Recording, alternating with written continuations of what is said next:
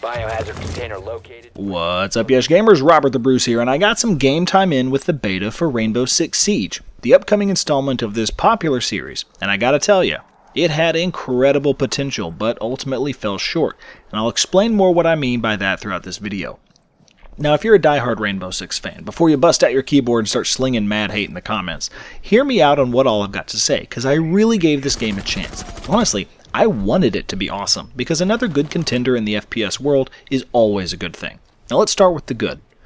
If you've followed me for any amount of time at all, you've probably heard me say the two main things I think bring success are strategy and teamwork. And when it comes to strategy and teamwork, you don't get any better than Rainbow Six.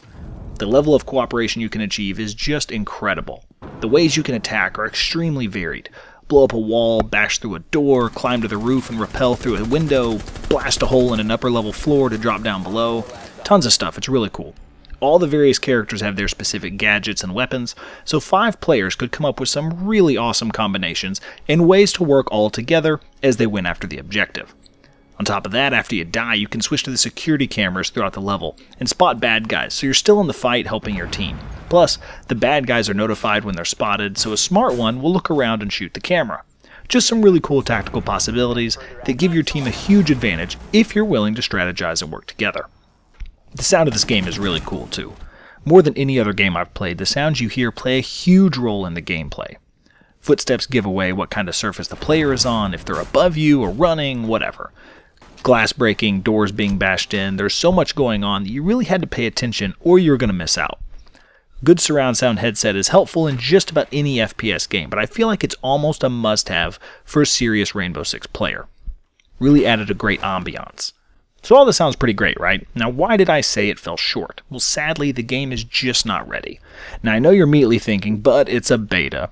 And some of you might even hit the comments right now, but hear me out. The game needs work. Not 2 or 3 months before release date kind of work. A lot of work. Hit detection was extremely spotty. I watched kill cams where it didn't even look like the guy was aiming at me, and I know I got kills where my aim was way off too. More than this though, it was extremely difficult to just play the game. I had the beta for over a week, spent several nights for hours trying to play. I was only able to get in less than 10 games. Matchmaking hardly worked, it froze all the time, servers would kick people out after starting. It just wasn't me. Every friend I talked to had the same experience, and I read that it was a widespread issue affecting everybody.